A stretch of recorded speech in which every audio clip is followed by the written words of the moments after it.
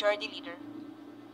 Madam Speaker, I move that we recognize the Honorable Bernadette B.H. Herrera of the party list B.H. for her interpellation.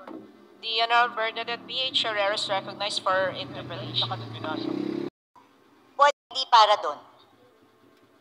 Qualified theft na to. O kaya, pwedeng technical malversation of funds if you use it for another thing. Ang tawag po dun sa libro ay Book of Accounts.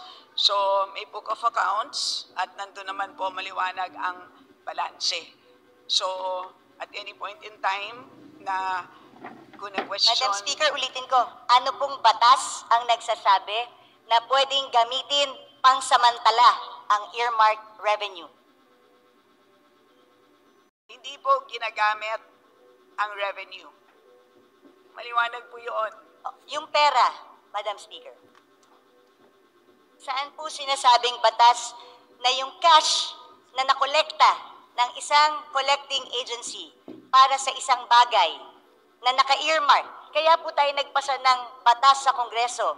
Gusto ko itong SUF para lamang sa free wifi. O meron na siyang 24 billion na cash na nakadeposito. Pero sabi nga, yung cash na to nawawala na kasi ginagamit siya habang hindi pa ginagamit ng free wifi. Hindi ko po talaga masettle sa utak ko kung paano pwedeng, kung ano, yun lang naman tinatanong ko, ano po bang batas ang nagsasabi, yung cash na para sa free wifi, pwede munang hirmin ng national government para gastusin sa ibang bagay nang hindi nagpapaalam sa tamang or walang proper documentation. Malaban na natin ito at maliwanag naman na at any point in time na kailangan na ng DICT ng additional funds para sa free wifi, they may request. Madam Speaker, maliwanag po yun at katulad din doon Madam sa Speaker, fire trucks. So lahat po yun ay pwede. So yun ang sistema po ng paggamit ng accounts sa special accounts in the general fund. Ganun po ang sistema. Pero kung meron pong legal question ang ating kagalang-galang na B.H. Herrera, nandito naman po ang DOJ, Judiciary, pwede po siyang magtanong ng legal opinion, ng opinion mula sa DOJ because that is really beyond us. Hindi po ako hindi po kami makakapagbigay ng isang legal opinion.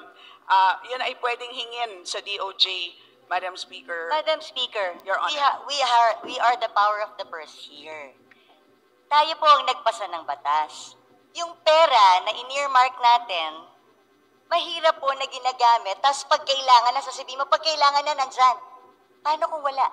Hindi ba ganun yung mga estafa cases? Hindi ba ganun yung mga pyramiding scams? Na pagka umutang ka ng pera, for such a, di ba, tapos biglang pagkailangan na, hindi mo na makuha. Pwede mo i-demanda yung taong yun. Ang sinasabi mo kasi, at any given time, ang defense mo is at any given time, pwedeng hingin ng free wifi yung budget.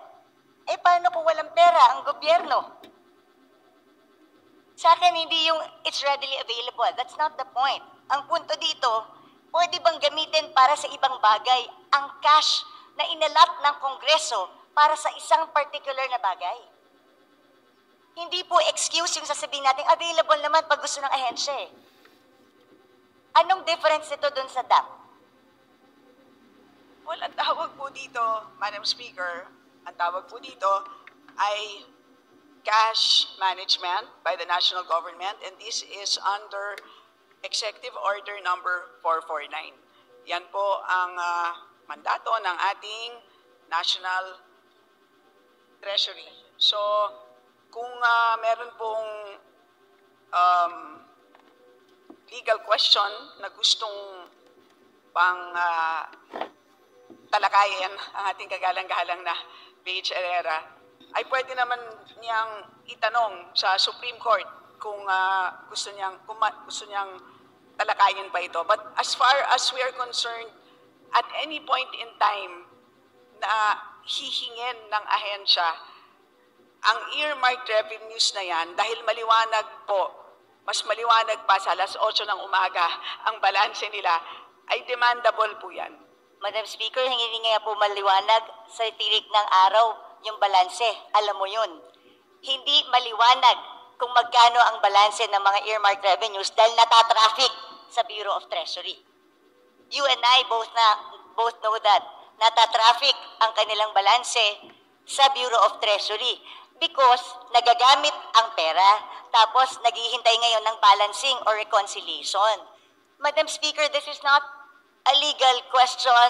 It is also a management of cash question. Dahil at the end of the day, nangungutang nga tayo dahil kulang yung pera natin eh. So paano kung biglang may magandang programa ang isang departamento? Can we assure them that there's cash? So bigla tayong we earmark this certain, ini-earmark natin ito sa bawat use niya. Kasi gusto nating i-make sure that the money is there at lagi siyang pwedeng gamitin. Tandaan natin, if yung humihiram ng pera ang may control kung anong ibibigay niya, then magdadamot ako ngayon sa pagbibigay kasi ginagamit ko eh. So they have the control eh. If you have the control, di ba? Kunwari ikaw may control ng pera, kung ano ang pwede mong gamitin at hindi.